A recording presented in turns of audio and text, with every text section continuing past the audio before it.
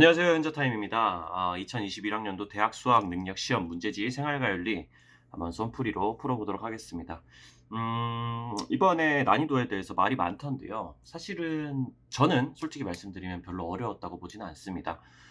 수능 연계교재랑 그리고 6월이랑 구평에 나왔던 내용들, 기존에 기출문제 나왔던 내용들이 잘 정리가 돼 가지고 나왔고요. 그래서 이의 제기가 해당될 내용도 사실 없다고 생각해요. 보니까 이의 제기가 나오는 문제도 한두 개 정도 있는 것 같은데 아마 인정이 되지는 않을 것 같습니다. 기본적으로 생활과 윤리의 학습 자체는 어찌 됐든 개념을 충실히 하시고 기출 문제를 가지고 선지들에 대한 분석들을 확실히 한 다음에 그다음에 연계 교재에서 어떤 내용들이 나올지를 예측하고 분석하는 데 있다고 봐요. 그것만 확실히 해도 만점은 그렇게 어렵지는 않은 과목이라고 저는 생각을 하고 있습니다. 일단 1 번부터 한번 쭉 한번 풀어 보도록 하겠습니다. 1 번 기억에 들어갈 진술로 가장 적절한 것은 이거 1 번 문제는 항상 뭐 어차피 윤리학의 분리에 관한 문제 아니겠습니까? 나는 윤리학이 행위의 근거가 되는 도덕적 원리를 탐구하기보다는 도덕적 논의에서 사용되는 용어의 의미를 밝히고 추론의 규칙을 분석해야 한다고 생각한다. 논리를 분석하고 용어의 의미를 밝히고 요건 뭐죠? 메타 윤리학에 해당되는 내용이겠습니다. 그다음 그런데 어떤 사람은 윤리학이 사회 문화적 변화와 과학기술의 발달로 인해 과학기술이 발달해서 사회가 바뀌었으니까 발생하는 구체적 윤리 문제에 대한 해결책 탐구에 주력해야 된다고 주장한다. 이건 뭡니까? 실천 윤리학에 해당되는 내용이죠. 이거를 지금 메타 윤리학의 입장에서 비판을 하고 있다라고 생각을 하면 되겠습니다. 메타 윤리학이 실천 윤리학을 비판한다. 1 번 도덕 문제 탐구에 사회 자연과학적 지식이 필요함을 강구한다. 이거 학제적 성격에 대해서 얘기를 하는 거고 실천 윤리학의 특징이 되니까 실천 윤리학을 비판하는 논거로는 적절하지 않겠습니다. 2 번 도덕 문제 해결보다 도덕 논증의 타당성 분석이 중요함을 강구한다. 이게 지금 맞는 거죠. 그렇죠. 도덕 문제 해결보다는 구체적인 도덕 문제 해결보다는 도덕 논증, 논리적인 증명의 타당성 분석이 훨씬 더 중요하다라고 얘기하는 게 메타 윤리학의 입장이겠습니다. 그래서 메타 윤리학이 현실성이 부족하다. 현실 문제 해결을 하지 못한다. 뭐 이런 비판을 받게 되는 거죠. 3 번 도덕 현상은 과학적으로 기술해야 할 사실의 집합이 아님을 강구한다. 이거는 다른 윤리학들이 도덕 과학적 접근에 대해서 공격을 할 수 있는 그런 논리라고 생각을 하면 되겠죠. 4 번 도덕 문제 해결에는 행위의 선악을 판단하는 도덕 원리가 필요하다. 이건 규범 윤리학이 다른 윤리학에 대해서 비판할 수 있는 논거가 되겠고요. 도덕 이론의 연구만으로는 삶의 구체적 문제 해결에 한계가 있음을 강구한다. 이거는 반대로 실천 윤리학이 메타 윤리학에 대해서 비판을 하는 것이다라고 생각을 해 주시면 되겠습니다. 혹은 이론 윤리학을 실천 윤리학이 비판하는 것이다라고 봐도 되겠네요. 2 번 도덕적 판단에서 성행위를 여타행위와 구별해야 할 이유가 존재한다. 성행위는 출산과 양육의 책임을 발생시킬 수 있기 때문 출산과 양육의 책임을 발생시킨다라고 주장하는 입장 뭡니까? 보수주의적 태도다라고 생각하시면 되겠습니다. 보수주의적 태도는 항상 성행위에 있어서 행식적 가치를 가장 강조하죠. 부부의 사랑이 전제된 성행위만이 정당하다. 그러니까 결혼과 출산이 전제되어야만 이 성행위가 정당할 수 있다라고 주장하는 거 보수적 입장에 해당되겠네요. 을 도덕적 판단에서 성행위를 여타행위와 구별해야 할 이유는 없다. 여타행위와 성행위는 다 똑같은 행동이다. 자율성의 원칙 구별할 이유는 없다라고 얘기를 하고 자율성의 원칙, 해악금지의 원칙 이외에 성행위의 도덕적 정당화에 필요한 추가적 원칙은 없다.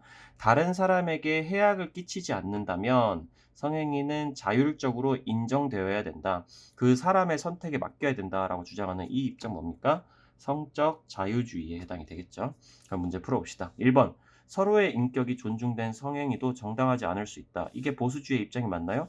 맞죠. 보수주의 입장에서는 그냥 인격만 존중하면 안 됩니다. 당연히 출산과 양육의 책임을 져야 된다. 즉 생식적 가치를 실현시켜야 된다라는 게 성행위의 목적이 되는 거기 때문에 1번은 틀린 게 되겠죠. 1번은 맞는 게 되는 겁니다. 그렇죠. 서로의 인격이 존중된 성행위도 당연히 정당하지 않을 수 있어. 뭐가 만족되지 않는다면 생식적 가치가 만족되지 않는다면 2번 갑 보수주의 성의 자기 결정권 존중은 성행위 정당화의 충분 조건이다. 자기 결정권을 존중하기만 한다면 성행위는 정당화된다라고 지금 얘기를 하고 있는 건데 이건 틀렸죠. 보수주의 같은 경우에는 자기 결정권 존중 외에도 생식적 가치를 존중해야 된다고 가르치기 때문에 3번 을 자유주의 성행위를 정당화하는 데 필요한 도덕적 제약은 없다. 왜 없어요? 지금 위에 나와 있잖아요.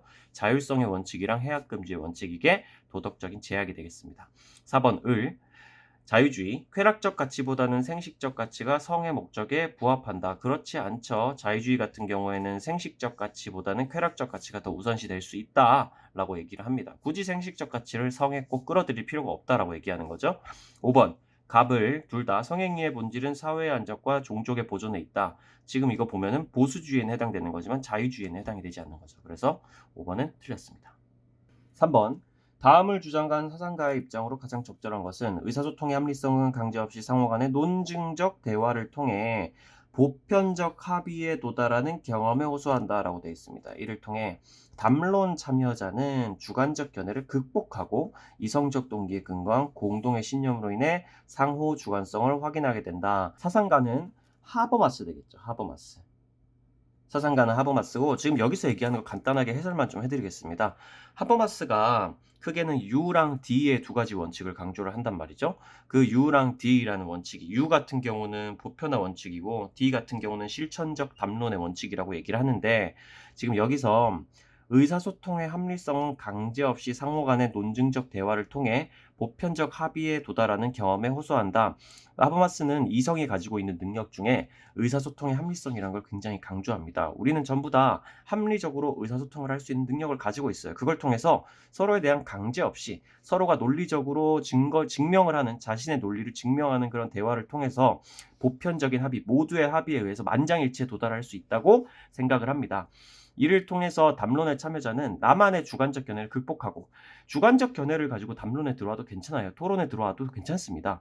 내 주관적 견해가 논리에 의해서 깨지거나 혹은 반박을 당한다면 그거에 대해서 인정할 줄 아는 태도만 가지고 있으면은 내 주관적 견해를 가지고 토론에 피력을 해도 상관이 없는 거죠.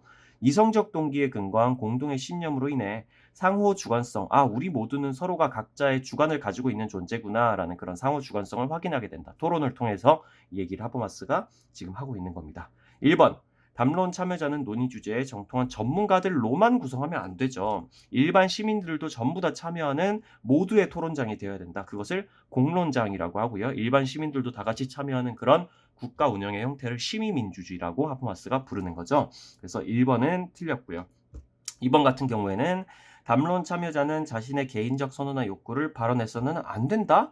자기 개인적 선호나 욕구를 발언해도 되죠. 그게 바로 주관적 견해를 가지고 들어와도 된다는 겁니다. 토론장에 틀렸고요.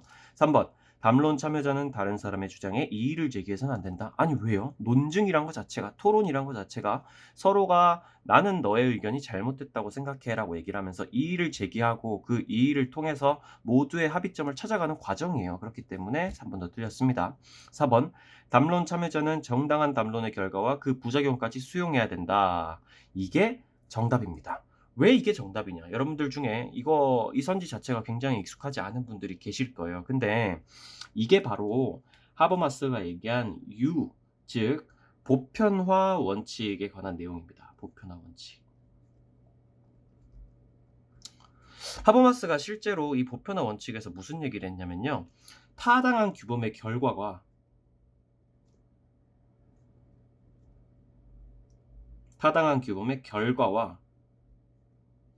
부작용까지 토론의 참가자들이 비강제적으로 수용할 수 있어야 된다. 이런 표현을 썼어요. 그러니까 일단 담론이 열린 상황에서 하버마스의 보편화 원칙에 의하면 일단 타당한 규범이 만들어졌다?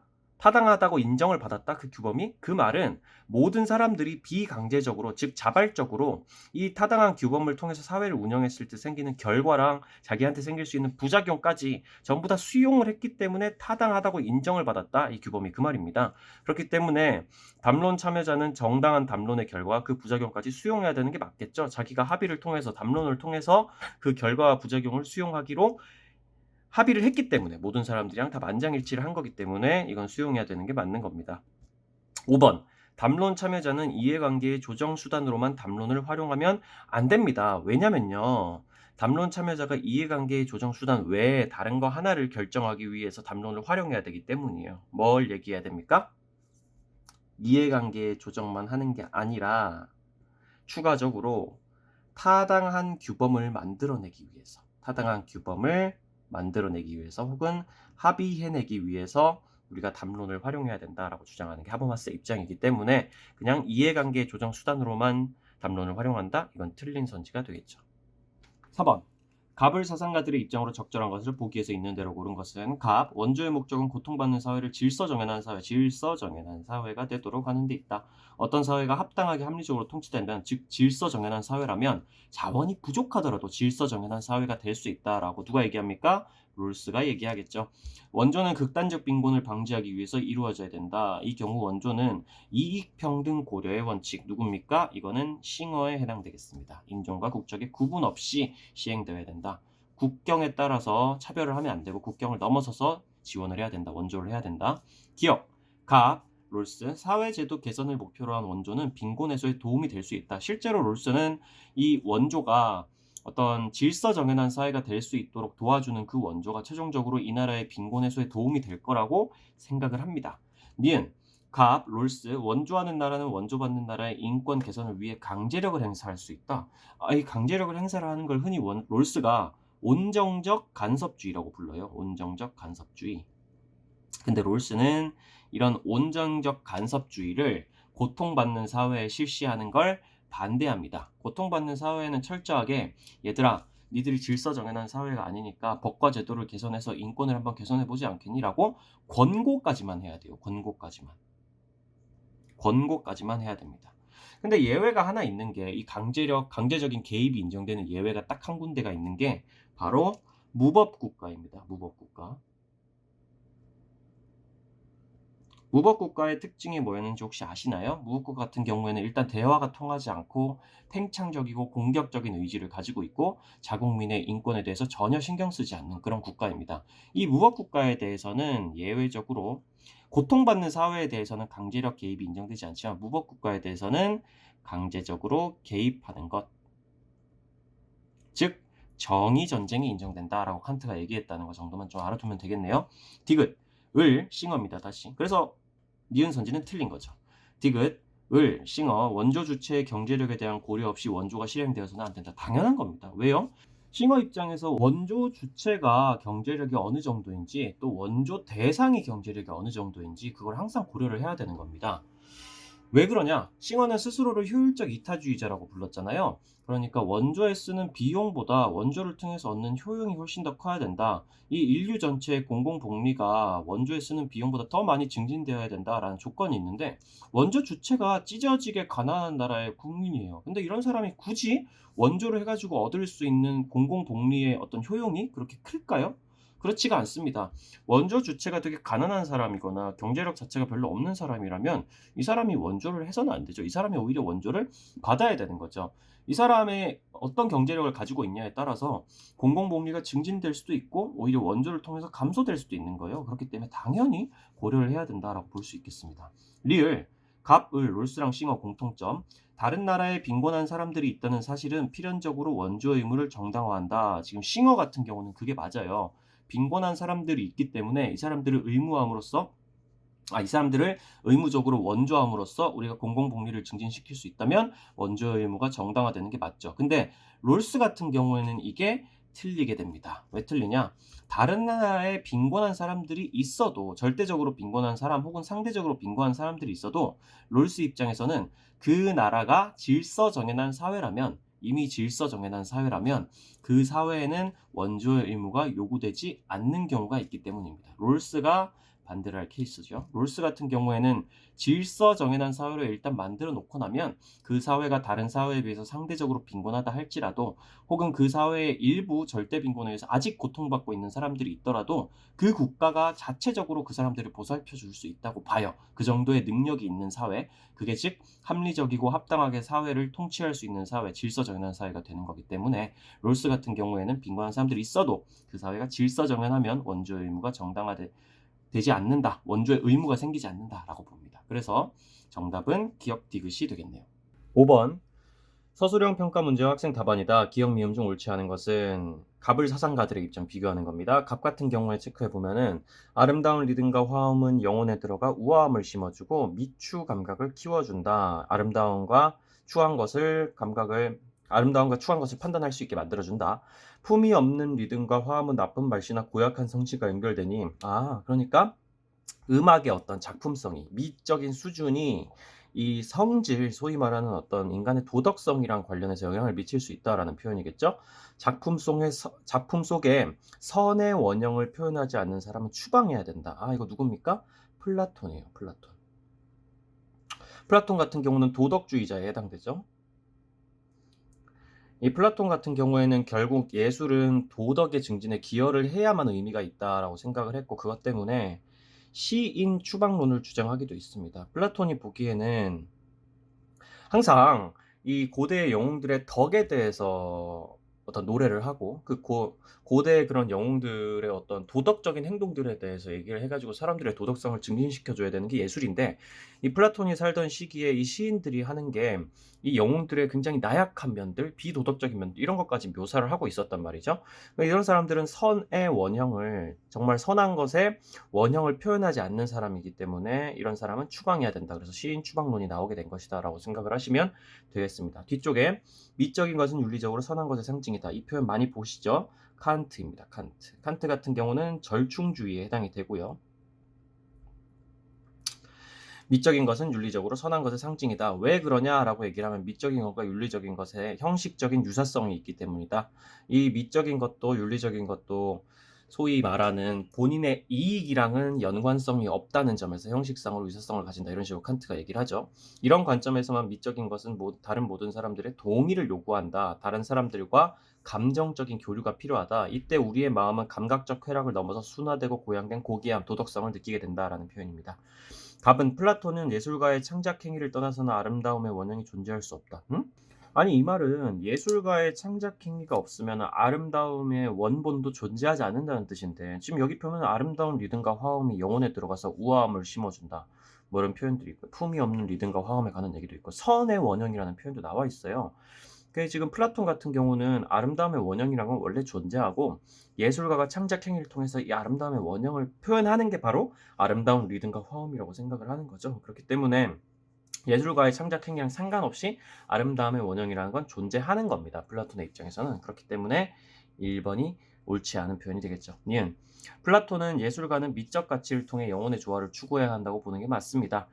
칸트는 예술을 통해 타인과 감정을 공유할 수 있다고 봅니다. 그게 바로 다른 모든 사람들의 동의를 요구한다. 이 표현이죠. 예술은 도덕성 증진에 기여할 수 있다고 본다. 도덕성 증진에 기여하죠. 순화되고 고양된 고귀함을 느끼게 되는 게 맞으니까. 예술은 미적 가치를 다루는 활동이라고 본다. 미적인 것에 대해서 얘기를 하고 있죠. 예술은 미적 가치를 다루는 활동이라고 보는 것은 모든 사상가들의 공통점입니다. 그렇기 때문에 1번이 정답이 되겠죠. 6번입니다. 갑은 긍정, 을은 부정의 대답을 할 질문으로 가장 적절한 것은? 이라고 물어보고 있습니다. 갑 같은 경우는 지금 읽어보면은 사실은 밑줄을 딱 두 군데만 끄면 이 문제는 금방 쉽게 풀 수 있습니다. 이 기술의 활용은 개인의 유전자 선호에 달려 있다. 그러니까 개인이 유전자를 어떤 거에다가 더 많은 가치를 부여하느냐에 따라서 이 기술을 어떻게, 유전자 교정 기술을 어떻게 활용할지에 대해서 결정을 할 수 있다는 뜻이죠. 그러니까 개인의 유전자 선호에 대한 어떤 가치관에, 개인이 유전자에 대해서 가치 판단을 하는 걸 인정한다는 뜻입니다. 뒤쪽에 보죠. 여기 을 같은 경우에는 그러나 유전자의 좋고 나쁨을 인간이 판단해서는 안 된다라는 표현이 있어요. 그러면 정답은 뭘까요? 당연히 유전자 교정 기술에서 인간이 유전자의 가치를 판단하는 것은 정당한가, 이거에 대해서 갑은 맞다. 개인이 유전자 선호를 스스로가 가치 판단을 해가지고 유전자를 선택해도 괜찮다. 을 같은 경우는 좋고 나쁨을 인간이 판단하면 안 된다. 그래서 을은 부정, 갑은 긍정하게 되겠죠. 5번이 정답입니다. 7번 보죠. 갑 사상가가 을 사상가에게 제기할 수 있는 비판으로 가장 적절한 것은? 갑 같은 경우는 나는 무엇을 해야만 하는가 라는 물음에 앞서 나는 어떤 이야기 또는 이야기들의 부분인가, 이것만 봐도 사실은 대충 맥락이 올 겁니다. 대략적으로 원전들을 많이 읽어보셨다면요. 나의 삶의 역사는 공동체의 역사 속에 있다. 그리고 나의 정체성은, 도덕적 정체성은 공동체 구성원의 자격 속에서 발견된가. 이거 누굽니까? 맥킨타이어죠. 맥킨타이어는 무슨 주의자예요? 공동체주의자에 해당되는 거죠. 개인의 정체성은 공동체에 얽매여 있다. 개인의 정체성은 공동체로부터 나온다라고 보는 공동체주의자 입장이겠습니다. 을, 나는 무엇을 해야만 하는가라는 물음에 대한 적절한 대답은 공리의 원리를 따르는 것이라고 하겠다. 이 원리는 고통과 쾌락의 양을 계산한다. 그래서 구성원들의 이익 총합으로서의 공동체 이익을 증진시키도록 행할 것을 요구한다. 이거 벤담입니다. 벤담이고 벤담은 기본적으로 공리주의자죠. 하나도 어렵지는 않습니다. 맥킨타이어가 벤담한테 얘기할 수 있는 비판으로 가장 적정한 것은 행위자의 품성보다 유용성이 중요한 것을 강조한다. 이거는 완전 바뀌어야죠. 딱 정반대입니다. 맥킨타이어는 유용성보다 품성이 더 중요하다고 강조하겠죠. 맥킨타이어는 왜? 아리스토텔레스를 계승한 덕윤리주의자이기 때문에 이거는 틀렸고요. 2번 보편적 도덕 원리를 행위의 기준으로 삼아야 된다. 맥킨타이어 같은 경우는 보편적 도덕 원리가 아니라 공동체별로 있는 특수한 도덕 원리를 강조를 하죠. 공동체의 맥락을 훨씬 더 강조합니다. 그렇기 때문에 얘기하기 힘든 거고요. 오히려 공리주의자가 할 말이죠. 3번 공동체가 개인의 단순한 집합제로 간주될 수 없음을 강구한다. 이게 맥킨타이어가 할 수 있는 말이 맞죠. 공동체는 단순히 그냥 개인 하나하나가 뭉쳐가지고 이루어진 게 아닙니다. 이게 사회문화에서 실제론이랑 명목론이라는 개념으로 배우게 되는 건데요. 공동체주의자들 같은 경우에는 개인들을 다 더한 값에다가 플러스 알파를 한 게 공동체라고 봅니다. 사회 구조 자체가 가지고 있는 어떤 의미가 추가로 더 있단 말이죠. 그냥 개인들을 단순히 더한 합이 아니라 공동체가. 그래서 개인은 공동체의 그 어떤 플러스 알파적인 특성, 어떤 구조적인 특성에 의해서 지배를 당한다. 그리고 개인은 공동체의 그런 이유 때문에 봉사를 해야 되고 개인의 정체성은 공동체를 떼어놓고는 생각할 수 없다. 이게 공동체주의자들의 입장입니다. 4번 개인이 다른 사람의 행복을 고려해 행위해야 함을 강구한다. 이건 사실 벤담은 당연히 이걸 인식할 거고요. 왜냐하면 벤담은 모든 사람들의 행복을 다 더해서 공공복리를 증진시키는 게 목적이기 때문에 벤담도 동의할 거고 맥킨타이어 같은 경우에도 공동체를 생각한다는 건 한편으로 생각을 하면 다른 사람의 행복을 고려한다는 걸 뜻하기도 합니다. 그래서 이거는 굳이 따지자면 맥킨타이어, 벤담 둘 다 동의할 선지로 볼 수 있겠네요. 5번 도덕 판단에서 역사적 특수성보다 행위 결과를 고려해야 함을 강구한다. 이것도 마찬가지로 위치가 바뀌어야 되는 겁니다. 맥킨타이어가 벤담한테 말한다면 행위 결과보다는 역사적 특수성을 고려해야 한다. 뭐 이런 표현을 하겠죠. 8번 다음 사상의 입장으로 적절하지 않은 것은 부부는 백성을 낳는 시작이며 모든 행복의 근원이다. 남편은 바깥의 거처하며 안채의 일을 말하지 않고 아내는 안채의 거처하며 바깥의 일을 말하지 않는다. 남편은 아내에게 정중하게 임하여 건실한 도리를 실천하고 아내는 부드러움으로 남편을 바라잡아 땅에 순응하는 도리를 실천한다. 이거 뭡니까? 부부 유별이죠. 유교에서 강조하는 부부의 윤리. 부부에게는 각각의 역할이 있고 그걸 통해서 상호 보완한다.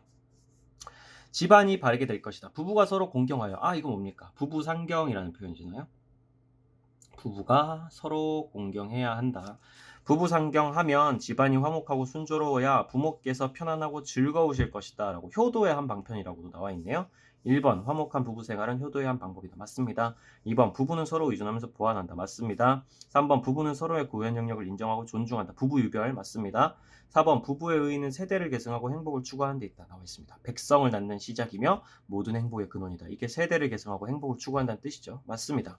5번 부부의 관계는 옳고 그름이나 예절의 규제로부터 자유롭지 않죠. 철저하게 예절을 지키고 옳고 그름을 따져야 되는 겁니다. 그래서 각자의 역할을 실현하고 서로에게 예절을 지키는 게 이 내용을 만족하는 거죠. 그렇기 때문에 정답은 5번입니다. 9번 보죠.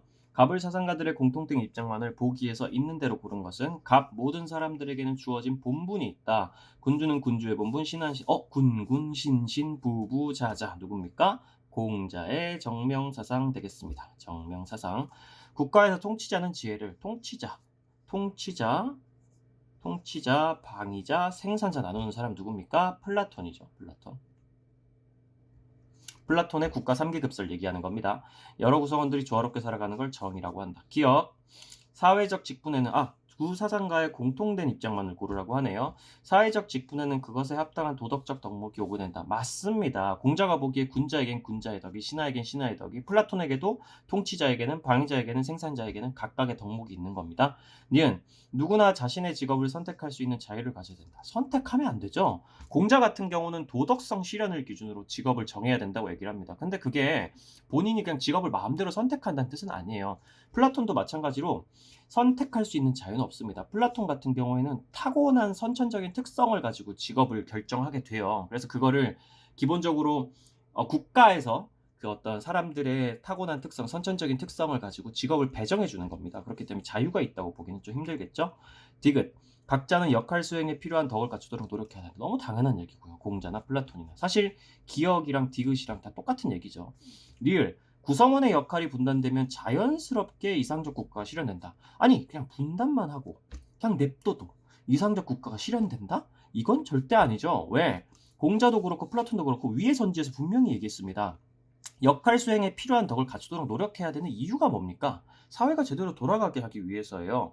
각자가 각자의 덕을 잘 갖춰야 그래야만 이상적 국가가 실현되는 겁니다. 분담은 기본이고요. 그 분담이 된 이후에 그 역할, 자기가 가지고 있는 분담받은 역할에 해당되는 덕을 실현해야만 이상적 국가가 실현되는 거죠. 그렇기 때문에 리을은 틀린 표현이 돼서 정답은 2번이 되겠습니다. 10번입니다. 갑을 사상가들의 입장 나그림으로 탐구하고자 할 때 A씨에 들어갈 적절한 질문만 보기에서 고른 것은 갑 같은 경우는 소유 권리의 정당성은 취득, 이전, 교정의 3원칙에 의해 결정되며 개인의 소유 권리가 정당하면 정당한 소유권으로서의 정의, 공리주의는 근대 비판하고 있네요. 분배 결과에만 관심을 두어서 소유 권리의 역사성을 강조한다. 역사성을 가지고 취득, 이전, 교정의 3원칙에 따라서 소유권으로서의 공정을 주장, 소유권으로서의 정의를 주장한 사람 누굽니까? 바로 갑은 노직이 되는 거죠. 노직이 되는 겁니다. 그 다음에 을은 사회 기본 구조는 정의 원칙들의 순서에 따라 정의 원칙 얘기를 하고 있네요.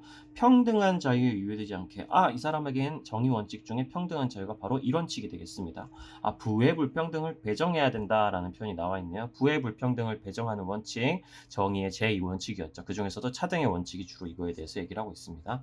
누굽니까? 을은 롤스에 해당되겠습니다. 그런데 공리주의를 사회 기본 구조의 최우선으로 삼으면 롤스도 공리주의를 비판하네요. 뒤에 있는 다른 기준들은 불필요하게 된다라고 얘기를 하고 있습니다.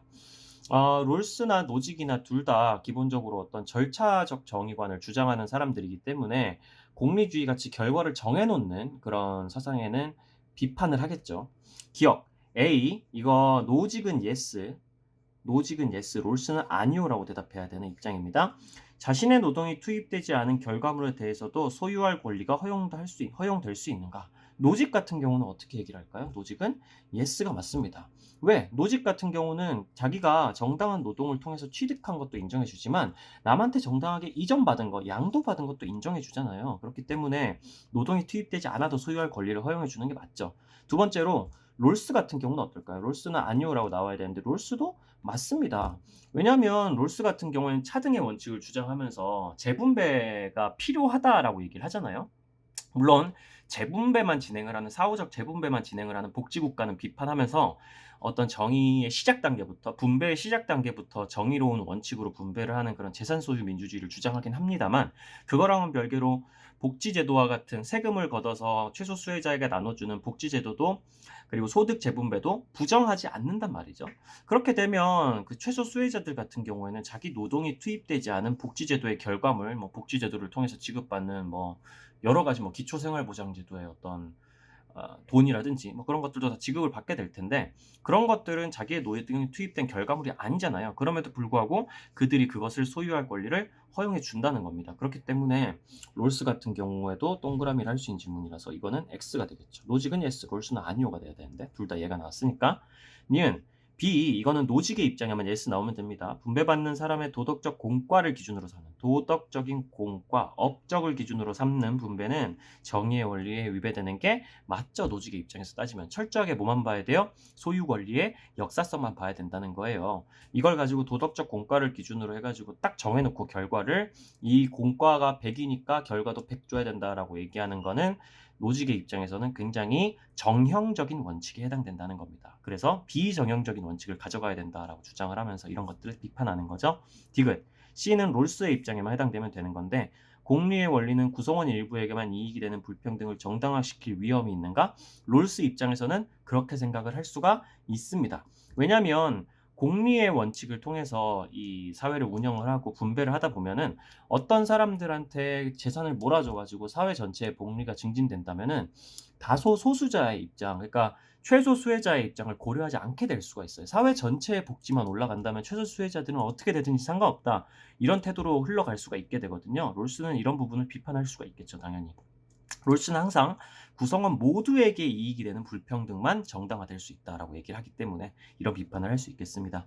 리얼, 롤스에만 해당되면 돼요. 정의로운 사회 실현을 위해 최소 수혜자의 이익 극대화는 조건 없이 보장되어야 되는가? 그냥 아무런 상관없이 그냥 조건 없이 마구 보장해도 되는 건가? 라고 얘기하면은 그렇지 않습니다. 첫 번째는 뭐예요? 정의의 1원칙을 위배하면 안 돼요. 정의의 1원칙 뭐였습니까? 평등한 기본적 자유의 원칙이었죠? 이걸 절대로 위배하면 안 돼요. 이 최소 수혜자의 이익 극대화 이거는 차등의 원칙이잖아요. 차등의 원칙. 정의의 2원칙 중에서도 후순위에 속하는 원칙입니다. 그리고 이 원칙 중에서도 차등의 원칙도 있지만 하나가 더 있죠. 뭐였습니까? 공정한 기회 균등의 원칙도 있었습니다. 그렇죠? 이것도 차등의 원칙보다 항상 우선하는 거예요. 1원칙 평등한 기본적 자유의 원칙도 그렇고 2원칙 중에 공정한 기회 균등의 원칙도 순서상으로 차등의 원칙보다 선순위에 있습니다. 그렇기 때문에 차등의 원칙은 이 두 가지 원칙을 어기는 상황에서는 절대 보장되어서는 안 된다라는 표현을 쓸 수가 있겠습니다. 그러면 정답은 3번이 되겠네요. 11번 주장한 사상가의 입장 확인하는 겁니다. 원하는 것보다 원하지 않는 것을 더 잘한다. 사실 원전 많이 읽어보신 분들은 이 느낌만 봐도 어떤 사람인지 알 수 있을 겁니다. 요나스예요. 우리가 실제로 무엇을 보호해야 하는가를 알아내기 위해서 새로운 윤리학은 희망보다는 두려움을 논의의 대상으로 삼아야 된다. 이거 요나스가 주장한 어떤 겁니까? 요나스의 공포의 발견술이라고 부르는 거죠. 인간은 희망적인 예측보다는 공포가 섞인 예측을 통해서 행동을 더 잘 수정하고 그것을 규칙으로 삼을 때 더 잘 따른다. 행해야 할 것과 관련된 책임 개념에 따르면 현재의 행위로 인해 발생할 사태에 대해서 책임져야 한다. 책임져야 한다, 인간이. 그래서 요나스가 책임 윤리를 주장하는 거고 사태의 의존자인 미래 세대는 명령자가 되고 권력자인 현 세대는 의무자가 된다.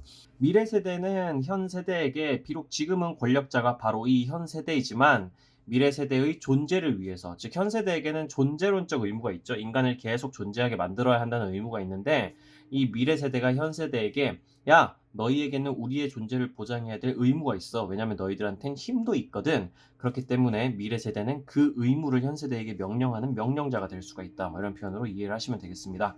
기억, 선의 탐구에서 악의 인식보다 선의 인식이 더 효과적이다. 아니죠. 악의 인식이 더 효과적인 거죠. 이거 위치가 바뀌면은 맞는 표현이 되겠네요. 일단 기억은 틀렸습니다. 니은 할 수 있다는 능력에 근거해서 해야 한다는 책임이 발생한다. 이게 요나스의 입장입니다. 능력에 근거해서 책임이 발생한다.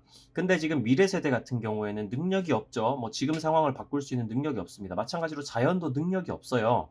능력은 누구만 가지고 있습니까? 현 세대만 가지고 있는 겁니다. 그렇기 때문에 현 세대에게만 일방적인 책임, 자연과 미래 세대에 대한 일방적인 책임이 발생한다고 얘기를 할 수 있는 거고요.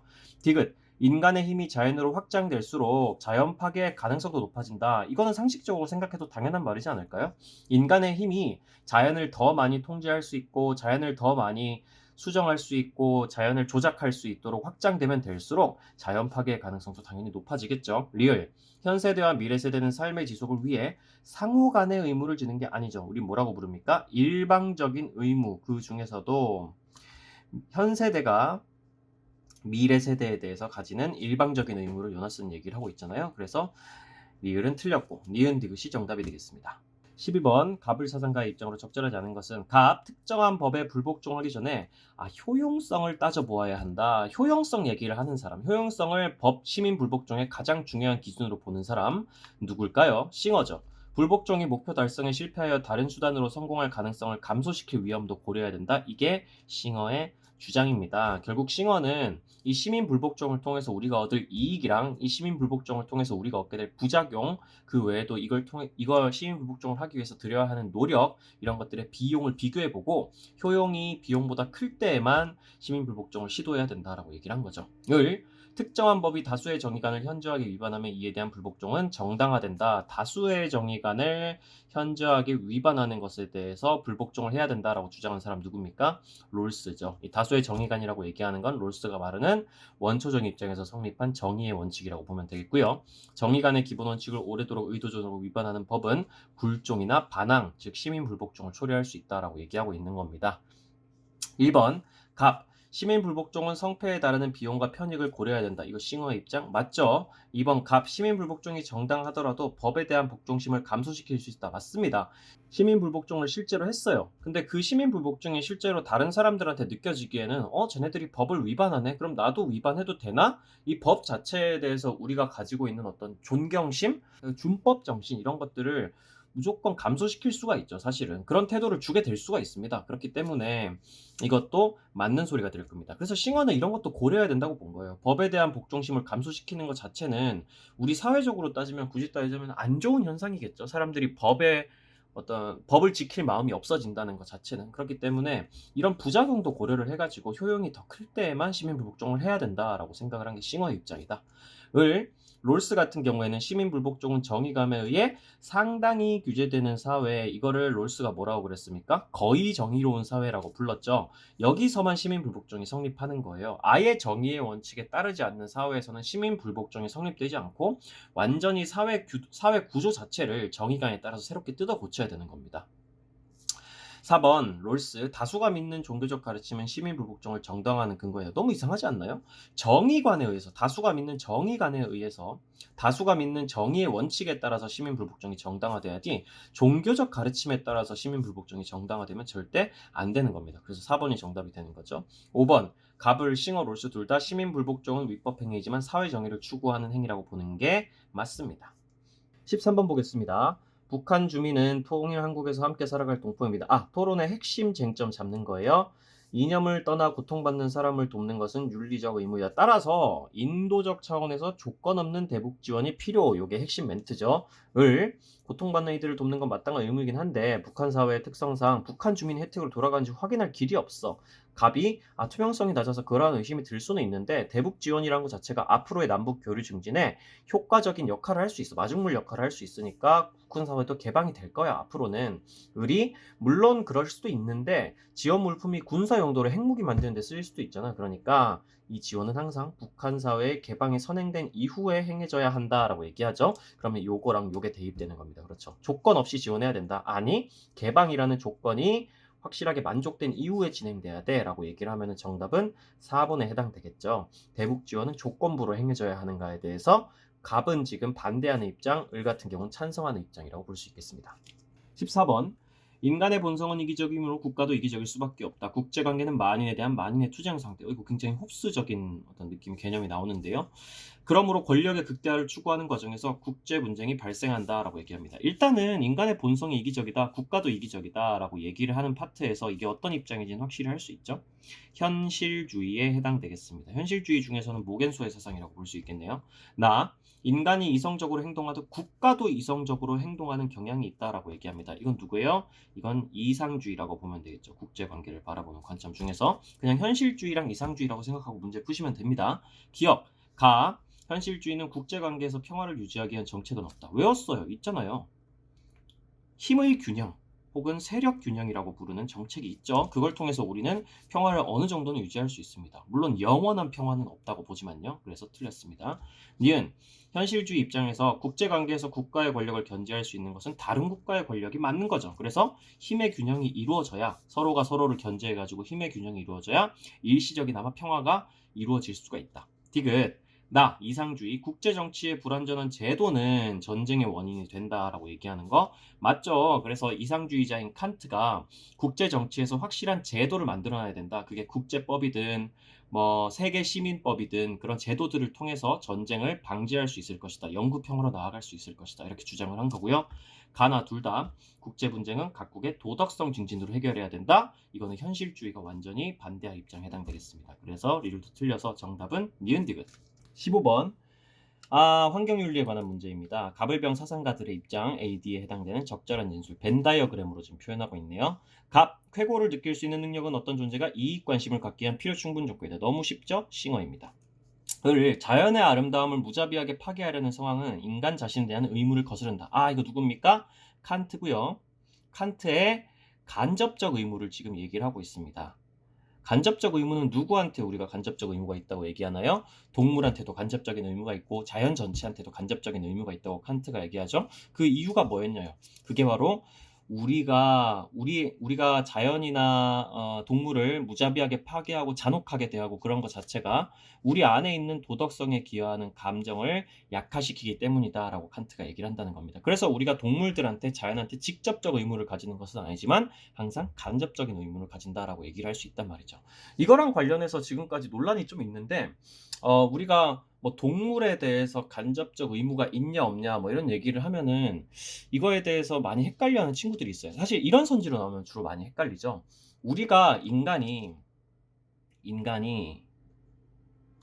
동물에게 의무를 가지고 있냐 없냐라고 물어보면은 여러분들이 많이 헷갈려 하십니다. 이걸 가지고 뭐 여러 가지로 주장하는 분들이 계신데요.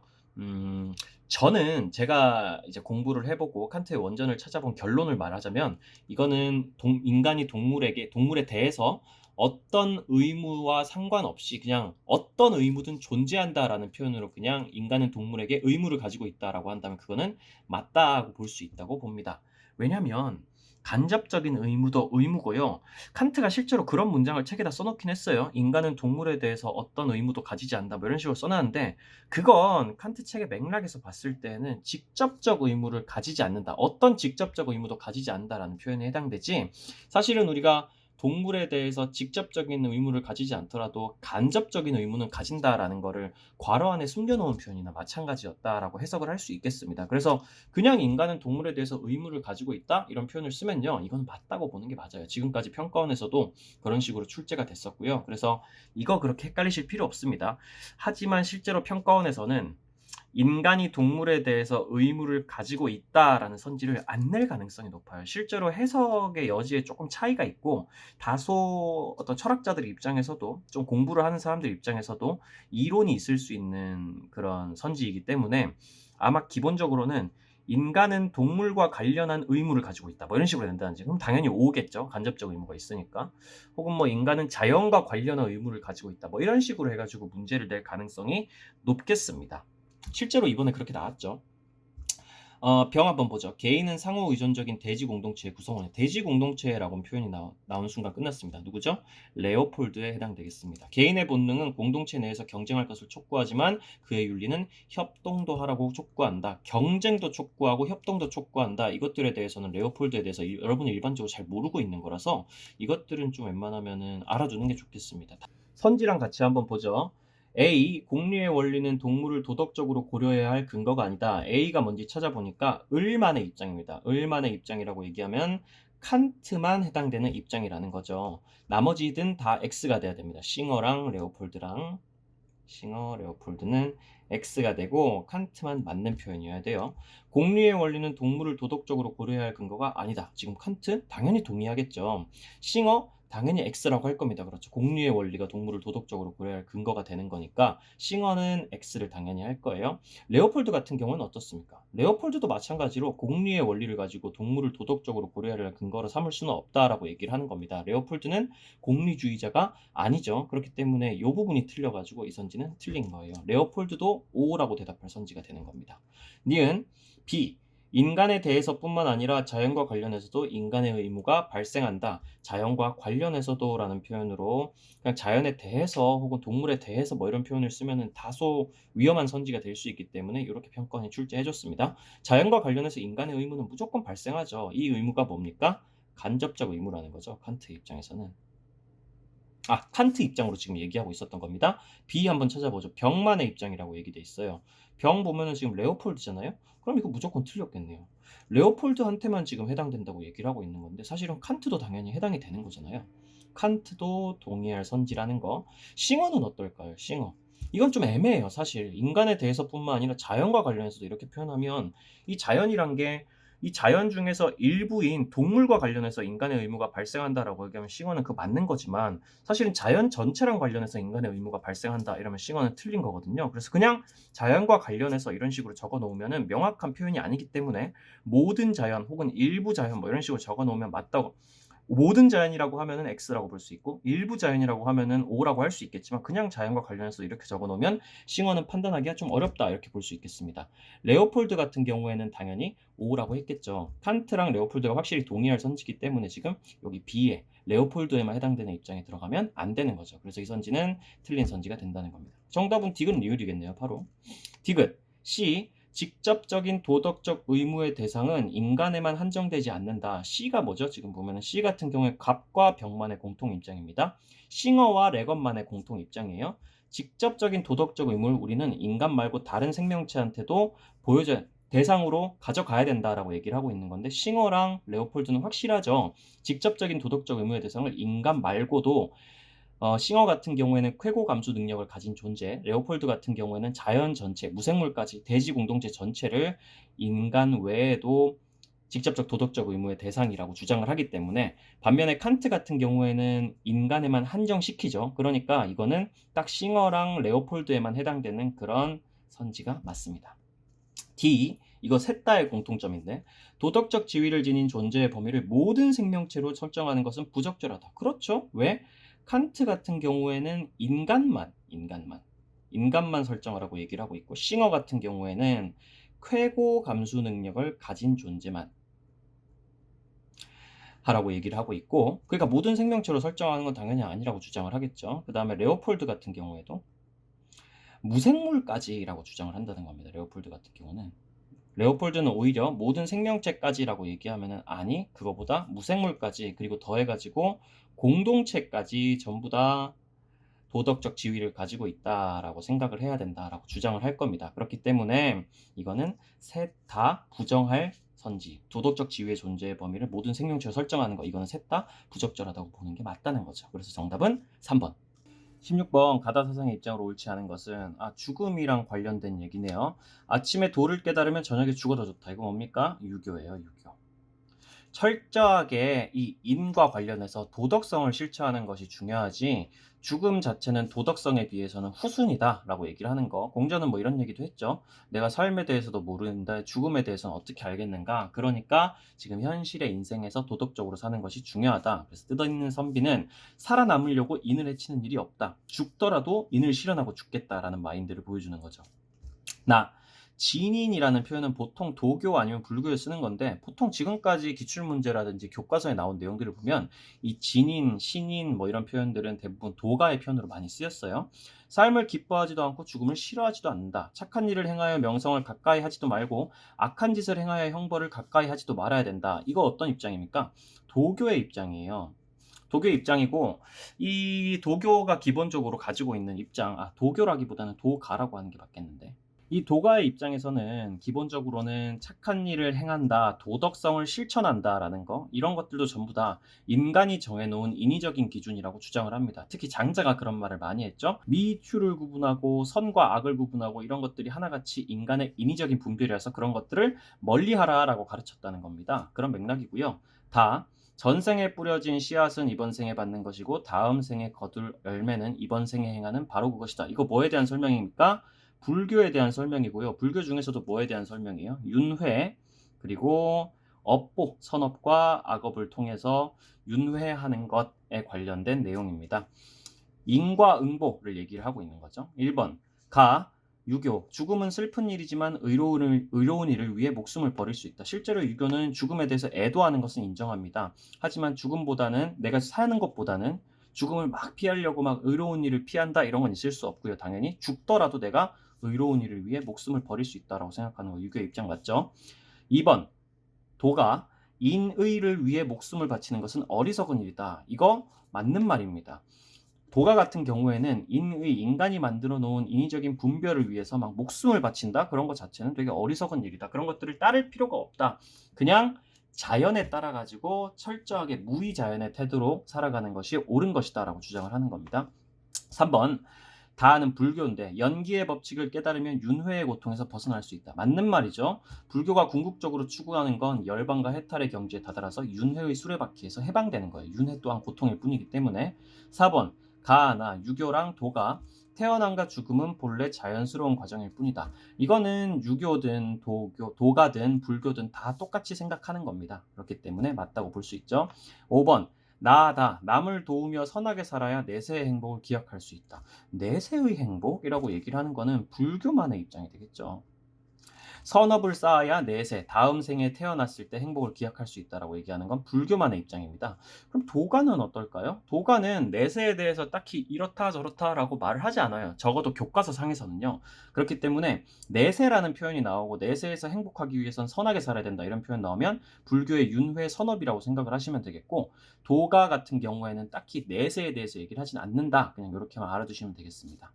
도가는 그냥 죽음이란 건 기가 흩어지는 것이라고 보죠. 17번 그림의 강연자가 긍정의 대답을 할 질문으로 옳은 것은 타인의 존경을 얻고 유지하기 위해선 부와 권력을 획득하는 것만으로는 충분하지 않아. 부와 권력은 타인에게 증거로 드러나는 한에서만 존경이 부여되기 때문이야. 증거로 드러나야지만 존경이 부여되기 때문이야.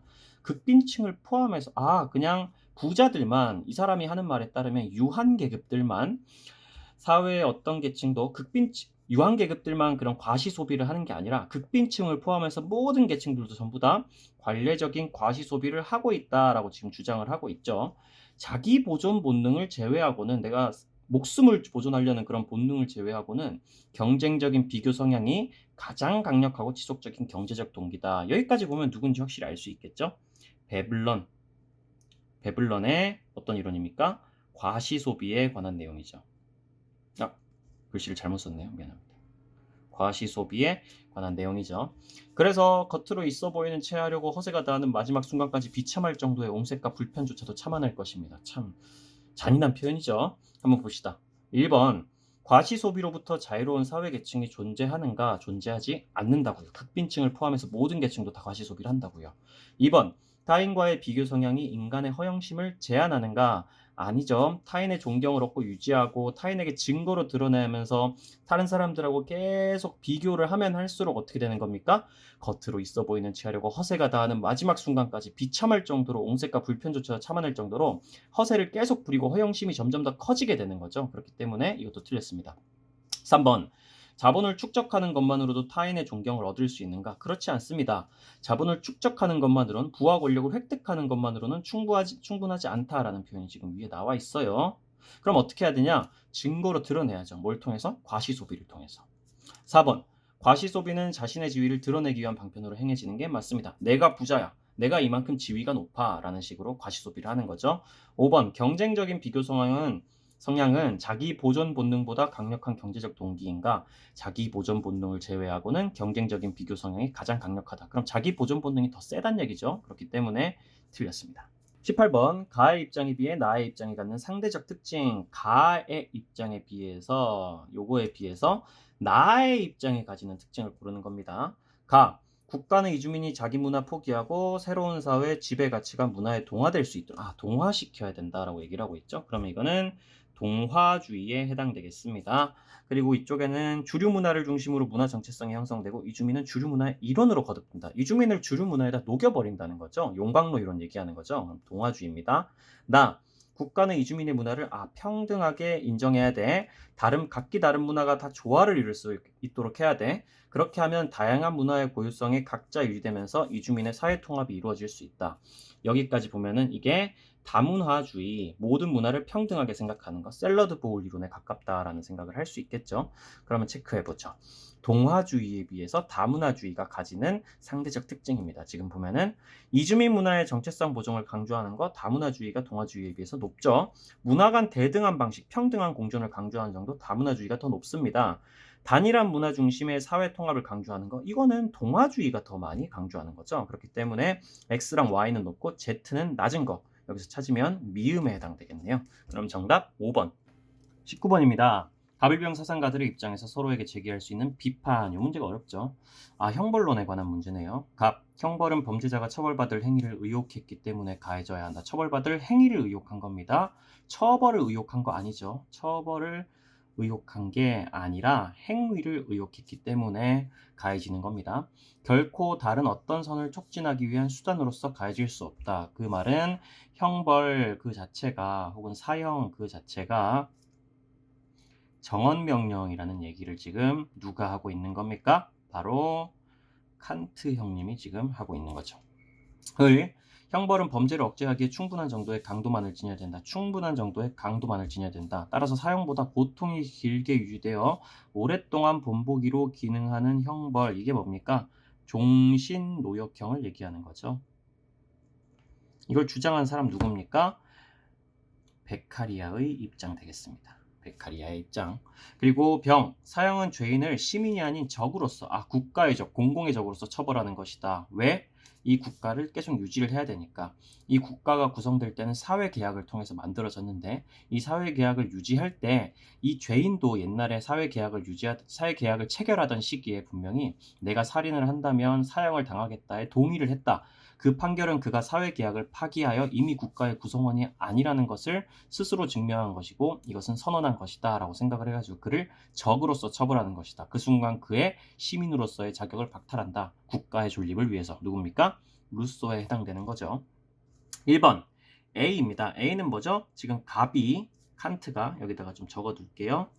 칸트, 그 다음에 을 같은 경우는 베카리아, 그리고 병은 루소이고. A 같은 경우에는 칸트가 베카리아에게 하는 비판입니다. 형벌의 질과 양은 동해보복법에 의해서, 응보주의에 의해서 똑같은 해악을 똑같이 보복하는 그런 법에 의해서만 결정되어야 함을 간과한다. 맞는 말이죠. 베카리아 같은 경우는 동해보복법을 따라가지 않고요. 공리주의의 원리에서 따라가기 때문에, 그리고 사회계약론의 입장에서 따라가기 때문에 동해보복법은 적용되지 않습니다. 그래서 이거는 칸트가 베카리아에게 할 수 있는 비판이죠. 2번 B랑 D는 뭐냐? 베카리아가 칸트랑 루소한테 하는 비판인데, 형벌은 국가 존립을 위한 수단으로 집행될 수 있음을 간과하고 있다?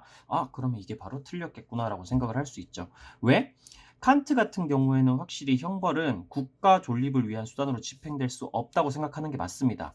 베카리아는 왜냐고요? 칸트 같은 경우에는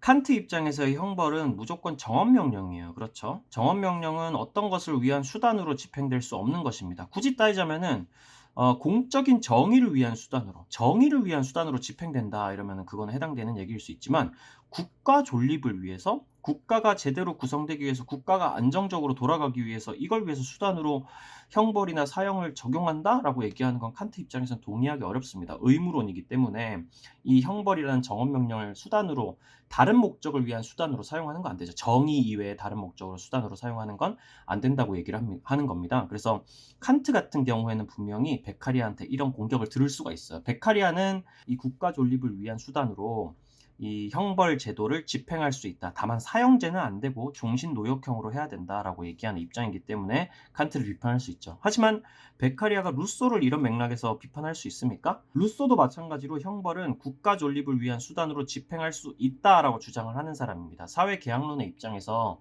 국가 존립을 위해서, 이 사회계약을 제대로 유지하기 위해서 형벌이란 거를 사용할 수 있다라고 주장하는 게 루소의 입장이기 때문에 루소에 대한 비판이 해당이 되지 않는 거죠. 그래서 2번이 틀린 선지, 즉 정답이 됩니다. 3번 C, 이거 보면 루소가 베카리아에게 하는 비판인데, 사회계약은 살인범을 사형에 처할 수 있는 근거가 됨을 간과한다. 이거 맞는 말입니다. 루소는 사회계약을 통해서 살인범을 사형에 처할 수 있다고 보죠.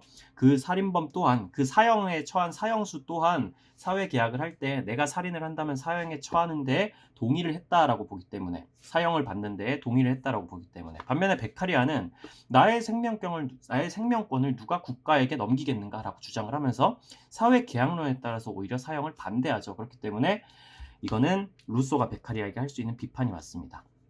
2는 지금 루소가 칸트에게 하는 비판인데, 사형은 일반 시민들의 안전을 지키기 위해 실행되어야 함을 간과한다라고 얘기를 하는 건데, 루소는 맞죠. 일반 시민들의 안전을 지키기 위해, 사회계약이 목표로 하는 게 뭡니까? 결국은 일반 시민들의 생명 보존이에요. 그렇기 때문에 이 일반 시민들의 안전을 위해서 실행되는 게 사회계약의 목적이고, 그 사회계약을 지키기 위해서 사형도 실행되어야 한다라고 주장을 하는데, 반해서 칸트 같은 경우는 일반 시민들의 안전을 지키기 위해서가 아니라 철저하게 정언명령이기 때문에 시행되어야 한다라고 보는 거죠. 그래서 맞는 표현 5번.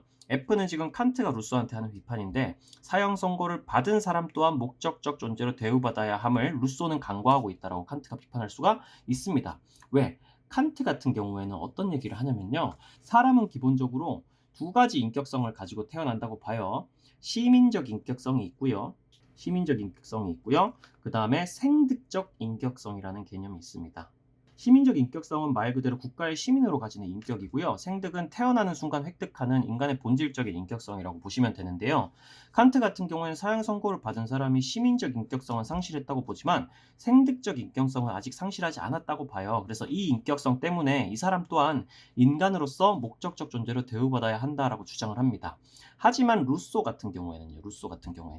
사형 선고를 받은 사람은 더 이상 시민이 아니에요. 그래서 시민으로서 얻을 수 있는 권리들을 전부 다 박탈당합니다. 이 사람을 목적적 존재로 대우받아야 한다라고 얘기를 하는 건 루소 입장에서는 아니, 이 사람은 더 이상 시민이 아니야 라고 생각을 하기 때문에 더 이상 목적적 존재도 아니다 라고 생각을 한다는 거죠. 그렇기 때문에 칸트가 루소한테 이런 식으로 비판을 할 수 있는 게 맞습니다. 20번. 다음을 주장한 사상가의 입장에서 A에게 제시할 충고로 가장 적절한 것은 재물이나 명성과 명예는 최대한 많아지도록 마음을 쓰면서 지혜와 진리, 자신의 영혼이 최대한 훌륭해지도록 하는 일에 대해서는 마음을 쓰지 않는 것을 부끄러워해야 된다. 이거 보면서 누군지 좀 헷갈렸을 거예요. 근데 그렇게 많이 헷갈릴 필요는 없고요. 그냥 기본적으로 생활과 윤리는 독해가 주를 이루는 과목입니다. 그렇기 때문에 잘 읽어보시고 그냥 문제 푸셔도 됐을 거예요. 숙고하지 않는 삶은 살 가치가 없다. 이 말을 한 사람은 굉장히 유명한 사람입니다. 앞에 얘기는 잘 몰랐을 수 있어도 뒤쪽의 얘기는 한 번쯤은 들어봤을 수 있어요. 누구냐면은 소크라테스입니다. 테스형이에요. 이 소크라테스가 숙고하지 않는 삶은 살 가치가 없다고 얘기했고, 이 숙고라는 말은 다른 표현으로 표현하면은 성찰이라는 표현으로 쓸 수 있습니다. 성찰은 우리가 흔히 하는 반성이라는 의미죠. 이 정도만 알아두면 문제 그냥 풀 수 있습니다. 제2차 세계대전 당시 유태인 학살의 실무 책임자였던 피고 A는 이거 아이히만 얘기를 하는 거거든요. 한나 아렌트가 쓴 그 책 제목이 있어요. 그쵸? 예루살렘의 아이히만이라는 책이 있는데 그 책에서 이제 악의 평범성이란 개념을 제시하면서 이 아이히만이라는 사람이 자기는 명령받은 일이기 때문에 그냥 따랐다라고 얘기를 했다.